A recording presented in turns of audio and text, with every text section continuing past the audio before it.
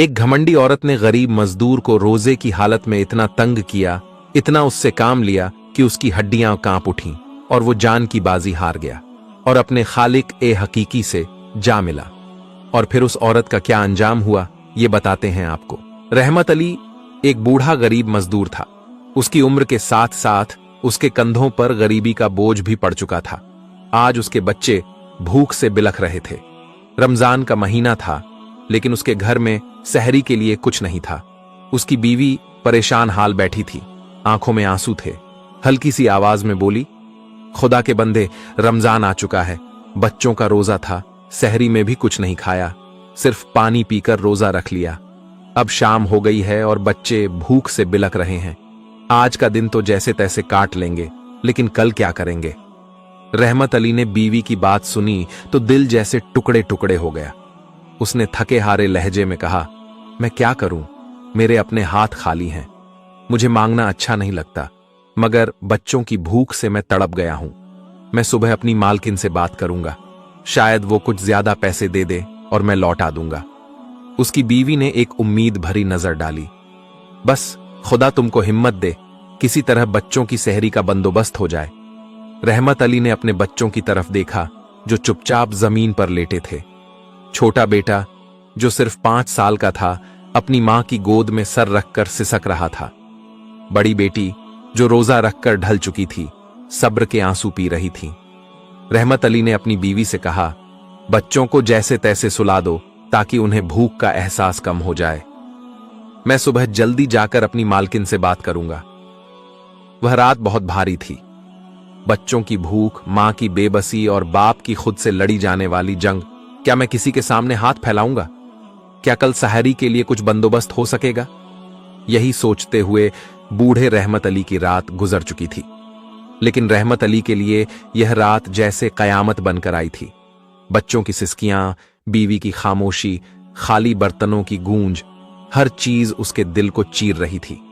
सुबह की अजान होने लगी तो उसने थके हुए कदमों से वजू किया, नमाज पढ़ी और खुदा के सामने हाथ फैलाए। या अल्लाह, मेरे बच्चों की सहरी का बंदोबस्त कर दे, मुझसे उनका भूख से तड़पना देखा नहीं जाता। नमाज के बाद वह जल्दी से अपनी पुरानी जूतियां घसीटता हुआ मालकिन के बंगले की तरफ चल दिया। आज वह अपनी खुददारी छोड़कर मदद मांगने जा रहा था और यह उसके लिए सबसे बड़ी आजमाइश थी। बंगले पर पहुंचते ही वह अंदर दाखिल हुआ। उसका दिल तेजी से धड़क रहा था। बड़ी सी खिड़की में मिसेस वीरा, जो कि एक सख्त दिल और घमंडी ईसाई औरत थी, अपने नौकरों पर गुस्सा कर रही थी। वह हमेशा रोजेदारों का मजाक उड़ाती थी, कहती थी, यह भूख प्यास तो जहालत है, रोजा रखने से क्या मिलता है। रहमत अली दबे कदमों आगे बढ़ा। बीबी जी, मैं आपसे कुछ कहना चाहता हूं। मिसेस वीरा ने तिरछी नजरों से उसे देखा। हां, बोलो जल्दी, मुझे देर हो रही है। रहमत अली के होंठ कांपने लगे। बीबी जी, मेरे बच्चे भूखे हैं, कल भी उन्होंने कुछ नहीं खाया। रमजान का महीना है, सहरी में भी कुछ न था। अगर आप मेहरबानी करें और कुछ एडवांस दे दें तो मैं बाद में लौटा दूंगा। मिसेस वीरा हंसने लगी, एक जहरीली मुस्कान के साथ बोली, ये रोजेदार लोग भी अजीब होते हैं। दिन भर भूखे रहते हैं और फिर शाम को भूख से 2 गुना खाते हैं। अगर तुम्हें इतनी ही भूख लगती है तो रोजा क्यों रखते हो? छोड़ दो ना, मेरे पास कोई अतिरिक्त पैसे नहीं। रहमत अली की आंखों में आंसू आ गए। उसने धीरे से कहा, बीबी जी, मेरे बच्चों की भूख का सवाल है, मैं हाथ जोड़ता हूं, बस थोड़ी मदद कर दें। मिसेस वीरा की आंखों में बेअसी थी। वह कुर्सी पर आराम से बैठ गई और नौकरों को हुक्म दिया, रहमत को किचन से कुछ खाने को दे दो, मगर वही जो बचा हुआ हो। एक नौकर अंदर गया और कुछ ही पल बाद एक डिब्बा लेकर आया। डिब्बा खोला तो उसमें रात का बचा हुआ ठंडा सलन, कुछ बासी रोटियां और मांस की हड्डियां थीं। यह लो, अगर बू भी कितनी ही ज्यादा है तो यह खा लो, मिसेस वीरा ने तंजीले लहजे में कहा। रहमत अली ने वह खाने का डिब्बा देखा, उसका दिल दहल गया।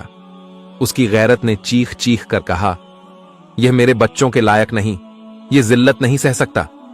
लेकिन दूसरी तरफ उसकी आंखों में अपनी बेटी का मासूम चेहरा घूम रहा था, जो कल अफ्तारी के वक्त सिर्फ पानी पीकर सो गई थी। वह चुपचाप खाने का डिब्बा उठाने लगा, मगर उसके हाथ कांप रहे थे। आंसू उसकी आंखों से बहने लगे। वह अपने आप से जंग कर रहा था। क्या वह यह जिल्लत स्वीकार करेगा?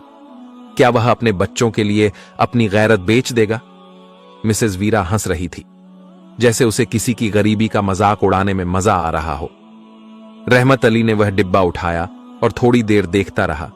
फिर उसने गहरी सांस ली और धीरे से कहा, मेरी भूख मेरी गैरत से बड़ी नहीं बीबी जी, मैं आपकी खैरात नहीं लूंगा।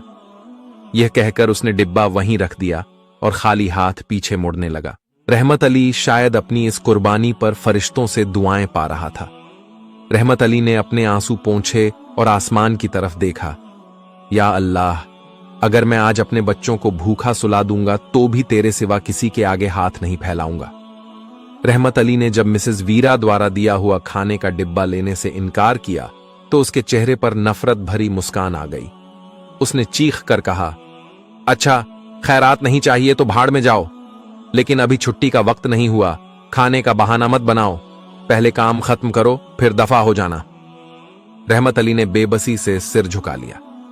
वह जानता था कि अगर आज उसने काम नहीं किया तो कल उसके बच्चों के लिए सहरी का भी कुछ नहीं होगा। बीवी की नम आंखें, बच्चों की भूख से तड़पती हालत, यह सब कुछ उसे बार बार याद आ रहा था।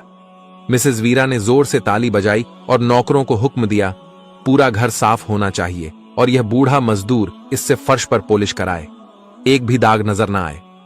रहमत अली का दिल बोझिल था, मगर वह बोझिल शरीर के साथ काम में लग गया।